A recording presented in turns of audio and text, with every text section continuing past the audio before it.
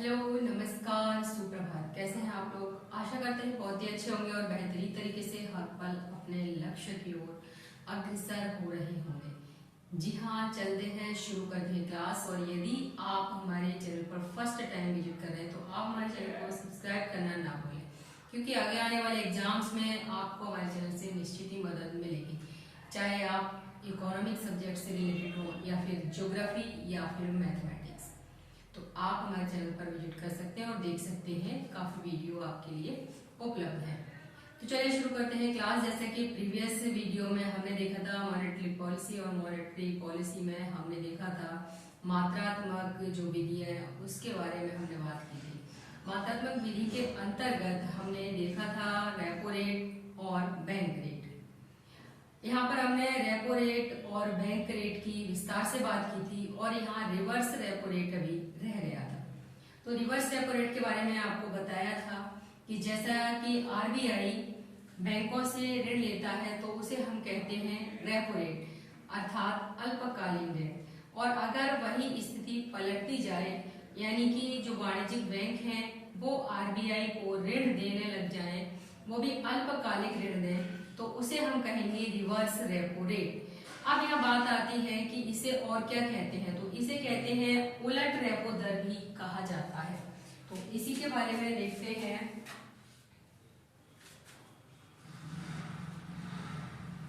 Reverse repo rate, अगर इसकी हम डेफिनेशन लिखना चाहें तो हम लिख सकते हैं कि जिस दर पर आरबीआई वाणिज्यिक बैंकों से अल्पकालिक ऋण लेता है, जिस दर पर आरबीआई वाणिज्यिक बैंकों से अल्पकालिक ऋण लेता है, अल्पकालिक ऋण लेता है, उस दर को क्या कहते हैं? उस दर को रिवर्स रेपो रेट कहते हैं। उस दर को रिवर्स रेपो रेट कहते हैं। अब बात यही खत्म नहीं होती, बात शुरू होती है, या फिर इसको हम और किसी रूप में भी परिभाषित कर सकते हैं।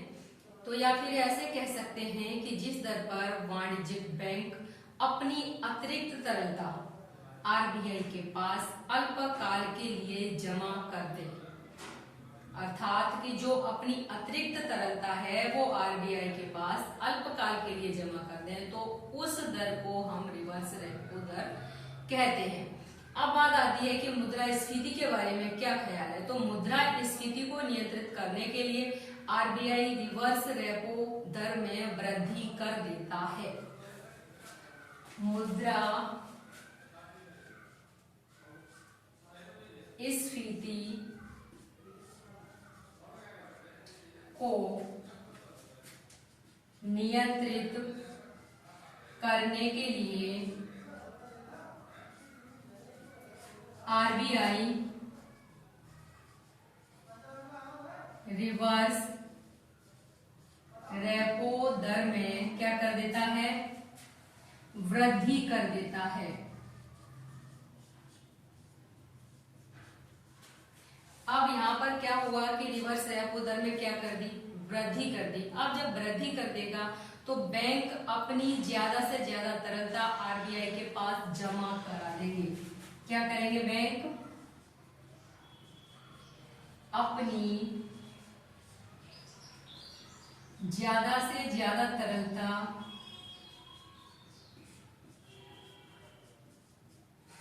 आरबीआई के पास जमा करा देंगे।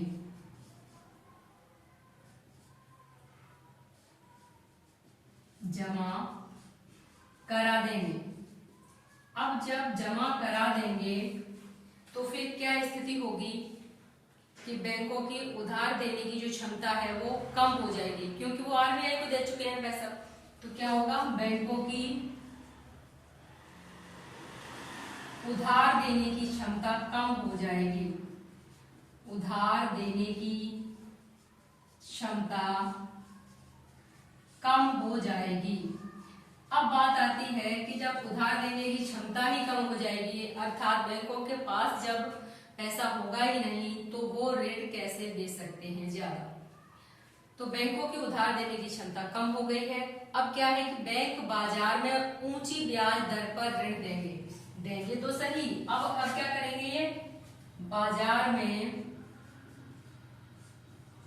ऊंची ब्याज दर पर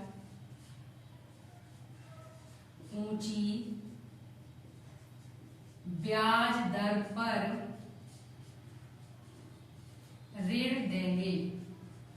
ये हो क्यों रहा है, क्योंकि वो रेपो दर में वृद्धि कर रहा है। कौन, आरबीआई। अब बात आती है कि ऊंची दर पर ये ऋण देंगे तो क्या होगा, बाजार में मुद्रा की पूर्ति में क्या हो जाएगा, कमी हो जाएगी। बाजार में मुद्रा की पूर्ति में कमी हो जाएगी।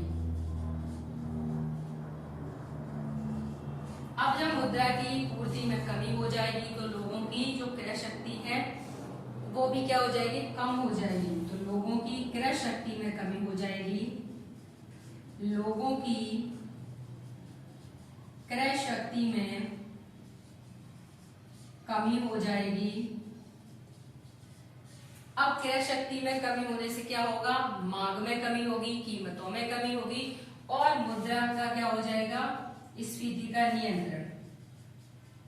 मांग में कमी, और जब वस्तुओं और सेवाओं की मांग में कमी होगी तो फिर क्या होगा, कीमत में कमी। और जब कीमत में कमी हो गई तो इसका मतलब है कि मुद्रास्फीति का नियंत्रण हो गया। मुद्रा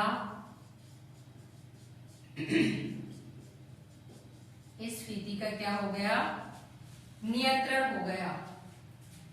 अब यहां बात आती है कि मुद्रा स्फीति का नियंत्रण तो हो गया। अगर ये पूछ लिया जाए आपसे कि मुद्रा संकुचन की स्थिति में आरबीआई क्या करेगा रिवर्स रेपो रेट का, तो अब बात करते हैं मुद्रा संकुचन की स्थिति। यहाँ क्या होगा, यहाँ पर भी विपरीत स्थिति हो जाएगी। जैसा कि अभी क्या कर रहा है आरबीआई सॉरी, अभी आरबीआई ने क्या किया है, वृद्धि की है, किसमें, रिवर्स रेपो रेट में। अगर यहाँ पर मुद्रा संकुचन हो जाए तो क्या करेगा, मुद्रा संकुचन हो गया। अब इधर आरबीआई क्या कर देगा, रेपो रेट में कमी कर देगा। मुद्रा संकुचन को नियंत्रित करने के लिए आरबीआई रेपो रेट में, रिवर्स रेपो रेट में कमी कर देगा। बैंक फिर क्या करेंगे, जब कम कर देगा तो क्या करेंगे, आरबीआई के पास मुद्रा जमा ना करके बाजार में ऋण देना ज्यादा उचित समझते हैं। बैंक आरबीआई में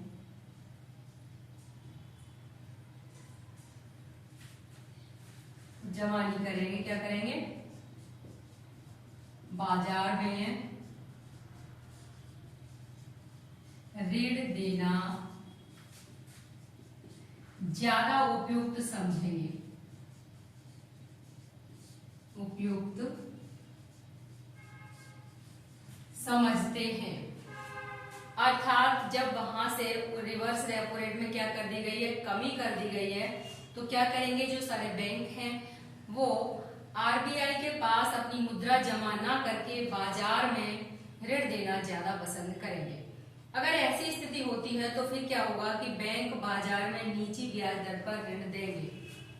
बैंक बाजार में नीची ब्याज दर पर ऋण देंगे। नीची ब्याज दर पर ऋण देंगे। अब यहाँ पर क्या हुआ, ब्याज दर कम हो गई। जब नीची ब्याज दर पर ऋण देंगे तो बाजार में मुद्रा की पूर्ति में क्या होगा, वृद्धि होगी। बाजार में मुद्रा की पूर्ति में वृद्धि हो जाएगी।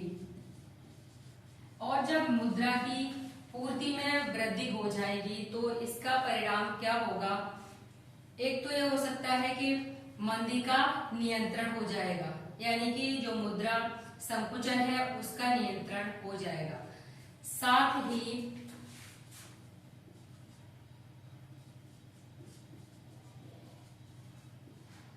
मुद्रा संकुचन का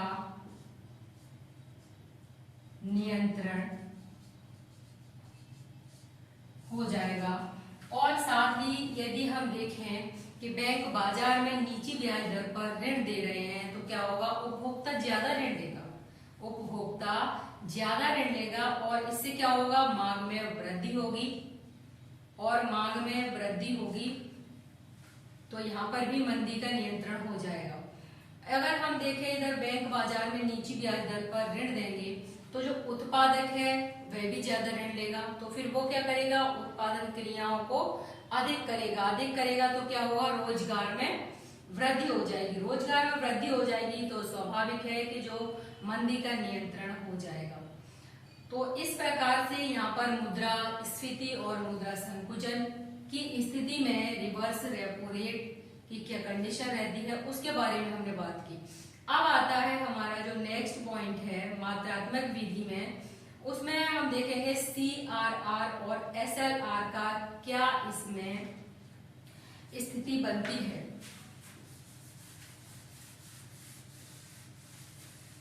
तो जब CRR और SLR की बात हम करते हैं, ये है CRR।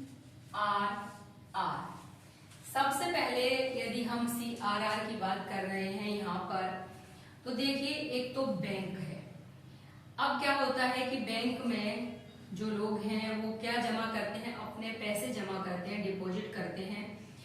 तो ये जो जमाकर्ता के लिए होते हैं, ये होती है जमाकर्ता की संपत्ति होती है। वहीं पर अगर बैंक की बात करें तो उसकी क्या होती है? उसकी देयता होती है। इसी प्रकार से बैंक क्या देता है? लोन देता है लोगों को। तो वो लोगों के लिए क्या है? तो लोगों के लिए लायबिलिटी है, और जो बैंक लोन दे रहा है वो क्या है? वो बैंक की संपत्ति है, अर्थात एसेट है। अब बात करें यहाँ पर, तो यहाँ 4 खातों की भी बात की गई है।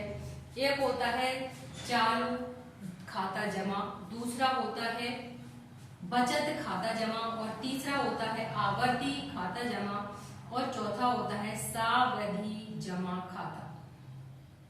तो यहाँ पर ये भी इसी के अंतर्गत आते हैं। और अगर हम तरलता के दृष्टिकोण से देखें तो क्या होता है कि सबसे पहले रुपया है वो बड़ा, फिर सिक्का, फिर चालू खाता, फिर बचत खाता, फिर आवर्ती खाता, फिर उसके बाद में सावधि जमा खाता आता है। अब बात कर रहे हैं यहाँ पर CRR की। तो CRR में बैंकों की कुल जमा पूंजी का वह निश्चित भाग या अनुपात होता है जिसे कि RBI अपने पास नकद के रूप में रख ले।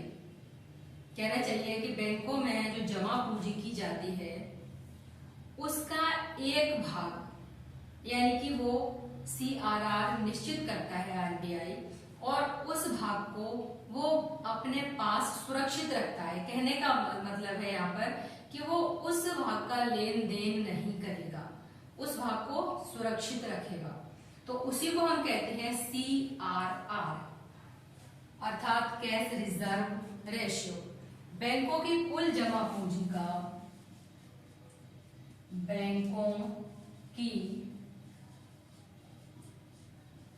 कुल जमा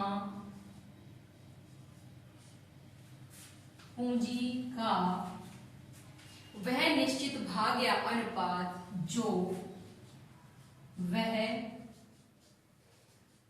निश्चित भाग या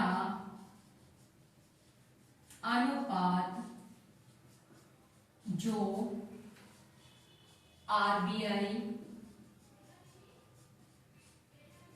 अपने पास सुरक्षित रखता है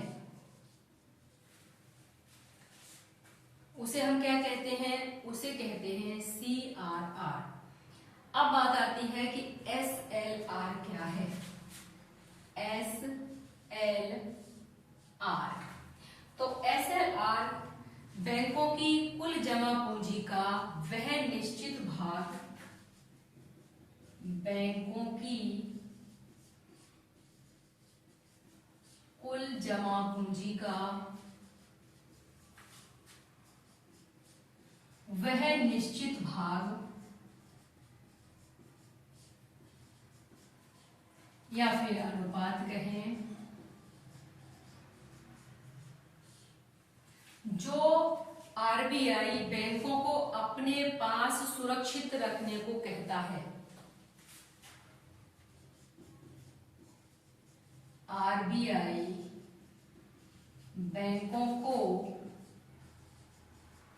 अपने पास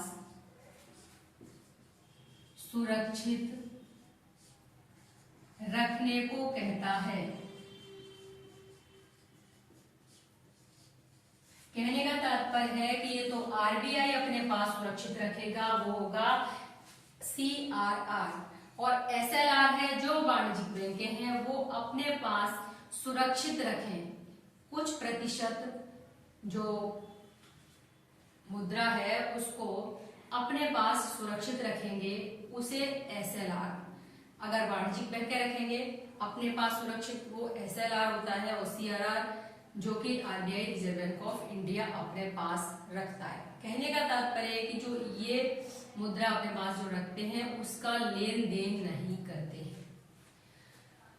अब बात आती है कि SLR के अंतर्गत क्या क्या है, तो इसके अंतर्गत नकद होता है, स्वर्ण भी होता है, और जो सरकारी प्रतिभूतियां होती हैं उनको भी इसमें शामिल किया जाता है। अब मान लीजिए कि आपके पास है 100 करोड़ रुपया है, और उसमें से हो सकता है कि वो 3% क्या कर दे, CRR रख ले, और SLR जो वाणिज्यिक बैंक है उनको बोल दे कि आप 18% अपने पास रखिए, तो वो SLR हो जाए। तो इस प्रकार से कुछ प्रतिशत RBI और कुछ प्रतिशत बैंकें अपने पास रखती हैं, उसी को हम CRR और SLR कहते हैं। अब बात करें यहाँ पर, तो CRR की क्या भूमिका है? मुद्रास्फीति हो जाए तो हम जो CRR है उसका क्या भूमिका रहेगी, इसी के बारे में यहाँ पर देख लेते हैं। मुद्रास्फीति को नियंत्रित करने के लिए RBI CRR और SLR में क्या करेगा? मुद्रा स्फीति को नियंत्रित करने के लिए RBI CRR और SLR में क्या कर देगा? वृद्धि कर देता है। CRR और SLR में वृद्धि कर देता है। अगर वो वृद्धि कर देगा तो क्या कंडीशन होगी? बैंकों की उधार देने वाली राशि में कमी हो जाती है। बैंकों की उधार देने वाली राशि में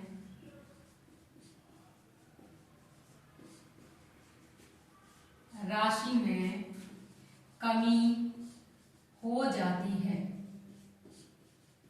मान लीजिए कि पहले CRR 3 था, उन्होंने कर दिया 6%, और SLR है वो 18 था, फिर कर दिया 36%।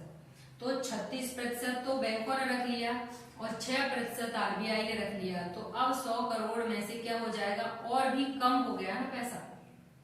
तो उसी की बात कर रहा है कि क्या करेगा ये? उधार देने वाली राशि में कमी हो जाती है, इससे फिर बाजार में मुद्रा की पूर्ति या तरलता में कमी हो जाएगी। मुद्रा की पूर्ति या तरलता में कमी हो जाएगी। तरलता में कमी हो जाती है और अगर मुद्रा की पूर्ति या तरलता में कमी हो जाएगी तो क्या होगा, लोगों की क्रय शक्ति में कमी हो जाएगी, लोगों की क्रय शक्ति में कमी हो जाएगी। जैसा कि क्रय शक्ति में कमी हो रही है तो फिर क्या होगा, वस्तु व सेवा की मांग में कमी हो जाएगी और मांग में कमी होने से फिर कीमत में कमी हो जाएगी। मांग में कमी होने से क्या होगा, कीमत में कमी हो जाएगी और कीमत में कमी होने से भी क्या हो जाएगा, नियंत्रण हो जाएगा, मुद्रास्फीति का नियंत्रण हो जाएगा। तो यहाँ पर ये कंडीशन भी मुद्रास्फीति का नियंत्रण हो गया। अब बात आती है कि मुद्रा संकुचन की स्थिति में क्या करेगा, आरबीआई मुद्रा संकुचन की स्थिति में क्या करेगा।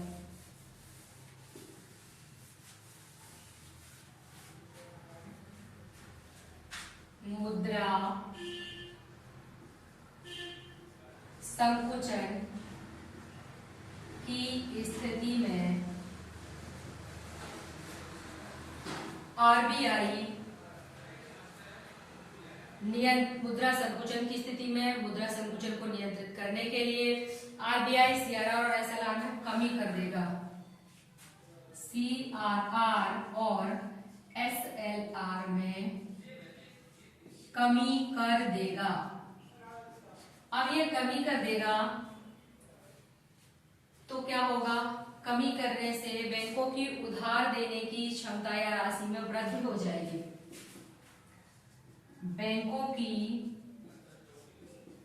उधार देने की क्षमता या राशि में वृद्धि हो जाएगी। अब इसमें वृद्धि हो जाएगी तो क्या करेंगे कि बैंक सस्ती और नीची ब्याज दर पर ऋण देंगे। बैंक सस्ती और नीची ब्याज दर पर ऋण देंगे। नीची ब्याज दर पर ऋण देंगे। अगर नीची ब्याज दर पर ऋण देने लग जाएंगे तो क्या होगा, बाजार में मार्केट सप्लाई में वृद्धि हो जाएगी। बाजार में मार्केट सप्लाई में वृद्धि हो जाएगी। अब मार्केट सप्लाई में वृद्धि हो रही है तो फिर क्या होगा, लोगों की क्रय शक्ति में वृद्धि हो जाएगी। लोगों की क्रय शक्ति में वृद्धि हो जाएगी। अब क्रय शक्ति में वृद्धि हो जाएगी तो क्या करेंगे, फिर मांग में वृद्धि हो जाएगी, अर्थात वस्तुओं और सेवाओं की मांग में वृद्धि हो जाएगी। वस्तु सेवाओं की मांग में वृद्धि हो रही है तो स्वाभाविक है कि वस्तुओं और सेवाओं की कीमत में भी वृद्धि हो जाएगी। और जब कीमत में वृद्धि हो जाएगी तो ये हो गया आपका मुद्रा संकुचन का नियंत्रण। क्या हो जाएगा, ये मुद्रा संकुचन का नियंत्रण हो जाएगा, जिसे कि आरबीआई करना चाहता है सीआरआर और एसएलआर में कमी करके। अब बात करेंगे यहाँ पर